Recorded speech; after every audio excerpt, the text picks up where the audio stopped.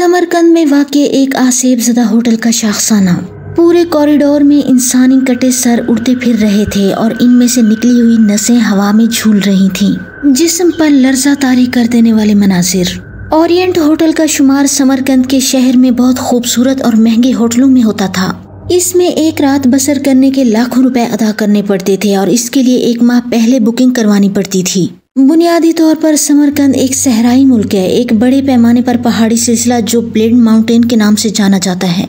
वो सहरा के चारों तरफ मगरिब, शुमाल और मशरकी अतराफ में घिरा हुआ है, जबकि जनूब की तरफ समंदर से मुल्हिका है। जनूबी साहिल पर वाक़ मरकजी बंदरगाह का शहर फेयरवंडस है, जो साहिल के वस्त में वाक़ है। इस होटल का मालिक कार्लो था, जो कि एक बहुत अच्छा इंसान था, और इसकी बीवी मार्टिना और बेटी एमी, जिसकी उम्र 6 साल थी। होटल से अच्छी आमदनी होने की वजह से उसे कोई माशी तंगी ना थी और जिंदगी बहुत आसूदा और पुरसकून बसर हो रही थी। फिर यकदम न जाने क्या हुआ कि लोगों ने इस होटल के मुतालिक बहुत सी गलत और पुरइसरार किस्म की बातें फैलाना शुरू कर दी, जिनसे ये साबित होने लगा कि ये होटल आसेब ज़दा है। इस बात से शायद किसी को फर्क ना पड़ता हो, लेकिन इस होटल की साख बुरी तरह मुतासिर होकर रह गई। लोगों के मुताबिक इस होटल में क़याम के दौरान इन्हें मुख्तलिफ किस्म के अजीब व गरीब वाक़यात से वास्ता पड़ चुका था, जिसमें रात के वक्त कॉरिडोर में किसी खातून वेट्रेस को चाय की ट्रॉली ले जाते हुए देखा गया और फिर अचानक इनकी नजरों के सामने गायब हो गई। वॉशरूम में रात के वक्त अचानक शावर खुलने की आवाजें और फिर दरवाजा खुलने पर यकदम खामोशी तारी हो जाती थी। कमरे में खून के कतरों की बारिश, पलंग का जोर जोर से हिलना और यूं महसूस होना जैसे इसके नीचे कोई दर्द से करा रहा हो, वगैरह वगैरह। एक नौजवान जोड़े ने तो हद ही कर दी। इनके मुताबिक वो रात के तकरीबन 2 बजे के करीब आउटिंग करके वापस होटल की 4थी मंजिल पर जाने के लिए सीढ़ियां चढ़कर जैसे ही कॉरिडोर के सिरे पर पहुंचे तो इनके मुंह से चीखें निकलने से पहले ही उन्होंने अपने मुंह पर हाथ रख लिए। उन्होंने देखा कि पूरे कॉरिडोर में बहुत से इंसानी सर हवा में उड़ते फिर रहे थे और इनकी कटी हुई गर्दनों से नसें बाहर निकलकर हवा में झूल रही थी और इनसे टपकने वाला ताज़ा ताज़ा लहू फर्श पर बिछे कालीन पर बारिश के कतरों की तरह बरस रहा था। उड़ते हुए सर जब आपस में टकराए तो इनके मुंह से हंसने की आवाजें सुनाई देती। इन सब कटी गर्दनों की आंखें पूरी तरह खुली हुई थीं और वो सब बड़ी तेजी से गर्दिश कर रही थीं। इनके मुताबिक वो लिफ्ट खराब होने की वजह से सीढ़ियां चढ़कर ऊपर पहुंचे थे, इसलिए कॉरिडोर में दाखिल होने से पहले ही सीढ़ियों के सिरे से उन्हें वो सब खौफनाक और भयानक मंजर देखने को मिल गया था। चूँकि रात का वक्त था और 4थी मंजिल पर ज्यादातर कमरे खाली थे, सिर्फ 3-4 कमरे बुक थे और इस वक्त इनमें मौजूद अफराद सोए हुए होंगे। इन्हें चूँकि नींद नहीं आ रही थी, इसलिए वो चहलकदमी करने के लिए होटल से बाहर दूर एक पार्क में चले गए थे।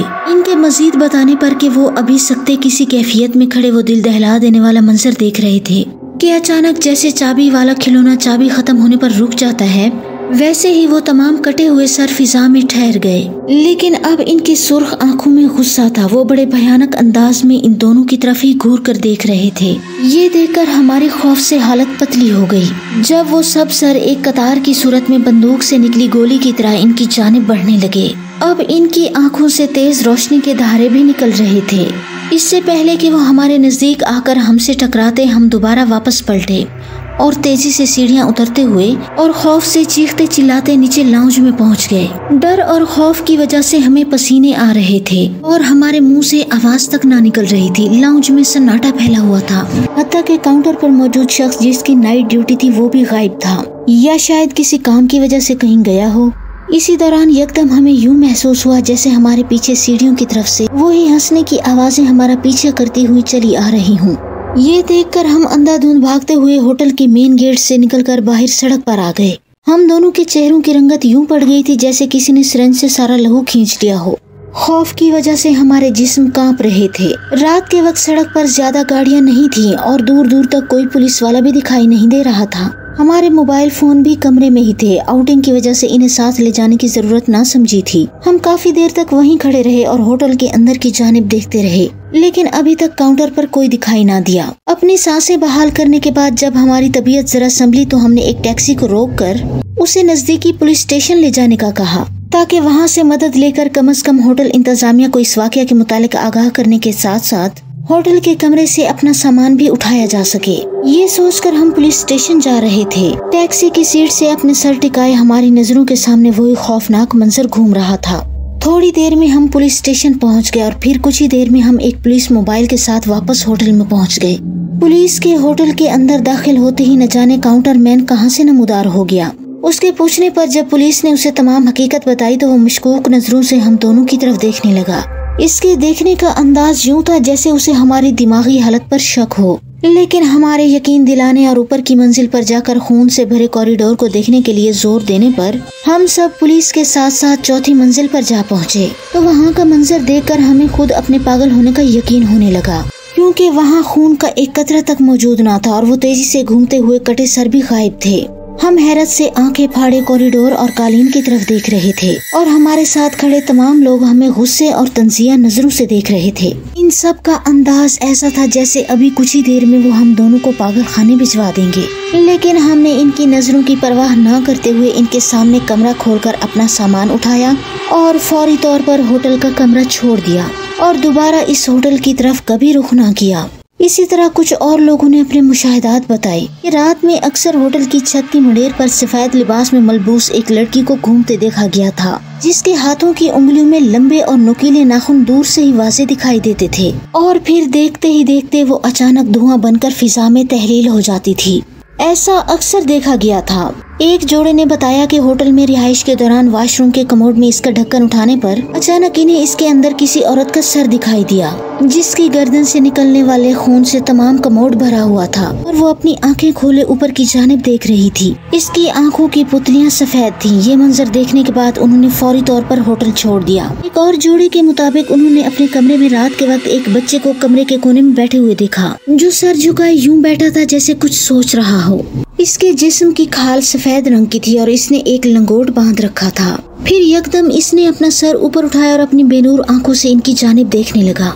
इससे पहले कि वो दोनों अपने बचाव के लिए चीखते, वो इनकी नजरों के सामने फौरी उठकर दीवार पर यूं चढ़ता चला गया जैसे इसके हाथों में मकनातीस लगे हों। फिर देखते ही देखते वो इनके सामने कंक्रीट की छत में गायब हो गया। इस वाकया के बाद उन्होंने होटल का कमरा खाली कर दिया। वो भयानक मंजर आज तक उनकी निगाहों के सामने घूमता रहता है और वो आज तक इसके मुतालिक सोचते रहते हैं कि वो बच्चा कौन था और इन्हें नुकसान पहुंचाए बगैर गायब क्यों हो गया। ये एक राज ही है। एक नए नवेले जोड़े ने बताया कि होटल में क़याम के दौरान वो एक रात चहलकदमी करते हुए होटल के पिछले हिस्से की तरफ निकल गए। चांद की दुधिया रोशनी चारों तरफ फैली हुई थी कि अचानक इनकी नजरें इस भयानक औरत के वजूद पर पड़ी, जो होटल की पिछली दीवार पर छिपकली की तरह ऊपर चढ़ती जा रही थी। ये मंजर देखकर खौफ से इनके मुंह से चीखें निकल गयी और इनकी आवाज सुनकर वो औरत तेजी से पलटी और यकदम छलांग लगाकर इनकी तरफ उड़ती हुई आई।